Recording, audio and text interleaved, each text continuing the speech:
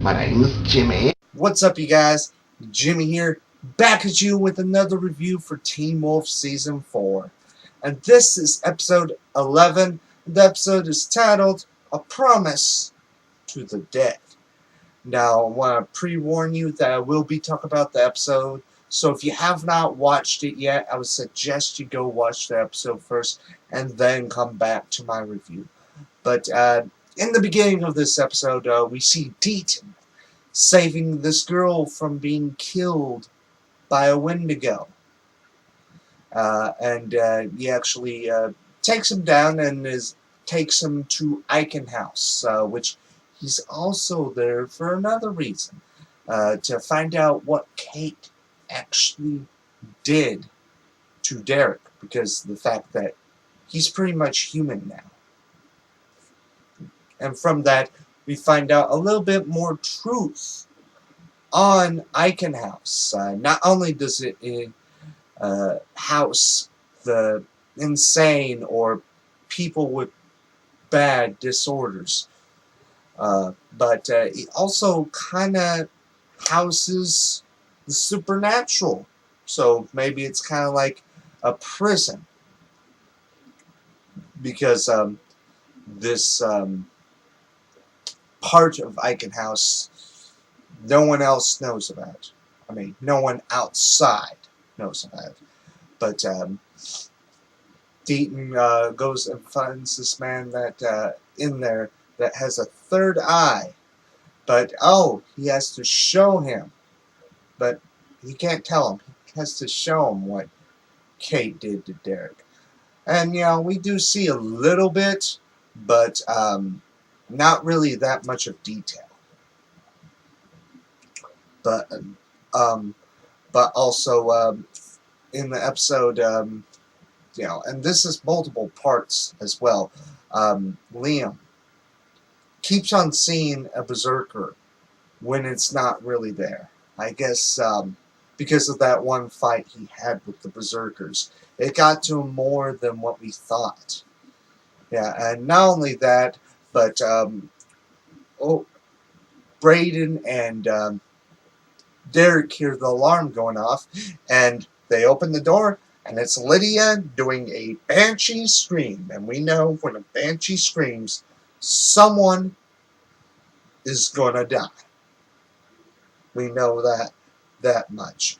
But also, Kira and Scott finally go on their first official date over at Derek's place. And which I have to say, I'm not a person that's really good in thought when it comes to date, but I thought it was really nice looking for a first date. And me, I wouldn't be that much a creative, but I still thought it was cool, even though, I'm not like a person that particularly likes Kira and Scott's relationship. I mean, honestly, I think him and Allison had more, they gave them more of that chemistry, more of that building of a relationship. But, I thought the date was nice nonetheless. But the date gets interrupted by none other than Kate, who brings her berserkers and fights Scott and Kira and ends up taking them both. Yeah, but also during a lacrosse game, Peter comes to Malia, makes a deal with her that if she kills Kate, he would tell her who the Desert Wolf is. Which, it may be a fair trade. I mean, Kate's a psychotic person. So, I think it would sort of be a good thing. Because, she, because of what she did to the Hales, and she's killed innocents herself ever since she became this were-jaguar. But also in the episode that I saw at one point, find out that on Styles' board, see that it says, "Who is the Desert Wolf?" Which, I think that was really cool. That shows that, Styles is continuing to help Malia find out who she is. And I think in another way, because of him keeping the secret about Peter, I think that was a good way to sort of redeem himself at the same time.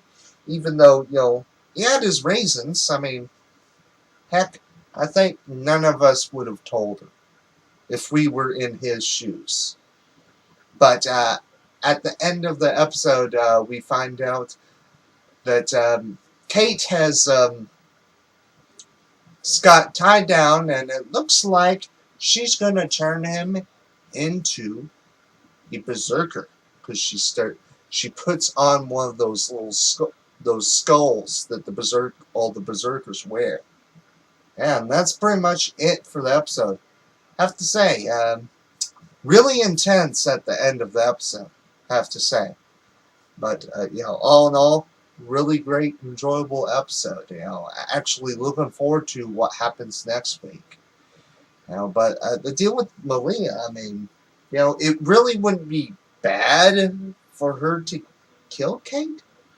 I mean, because of how we all know Kate to be ever since season 1. Or technically, since the only other season she was a part of. But, this was a very cool episode. There were some parts that, didn't care too much. Like, I mean, I sort of liked the first date between Kira and Scott, but, I'm not one of the people that particularly likes their relationship. I mean, to me, it doesn't seem like they built up upon it. It's like, at one point they were kind of like friends, and then boom, they all of a sudden kissed. Yeah, but, actually looking forward to next week's episode, considering that it is the season 4 finale, which it seems like this season has fly by like that. I mean, kind of makes sense because how long season 3 went for. And I thought the 24th episode was going to be regular for seasons. But, this season has had its moments throughout its run. But, but that's pretty much it for my review. Let me know down in the comments below what your thoughts and opinions on the episode are. And since we're getting to the end of the season, I want to ask you, what was your favorite thing from the season? Me, 2 things. 1, the return of Kate Argent. And 2, the relationship building up between Styles and Malia. Probably one of my favorite things probably it's my top favorite thing from this season, even though they showed it up towards season 3B, what they call it. But, just answer those questions. And also, for those of you who are into the Marvel animated cartoons, I did do a review for the season premiere of Ultimate Spider-Man Web Warriors. And I have to say, surprisingly good. Surprisingly good. But, But also be on the lookout in the future on my Twitch, which I will be doing stuff for. Since now we're getting more new games coming out for next gen. But my name's Jimmy. Until next time, bye.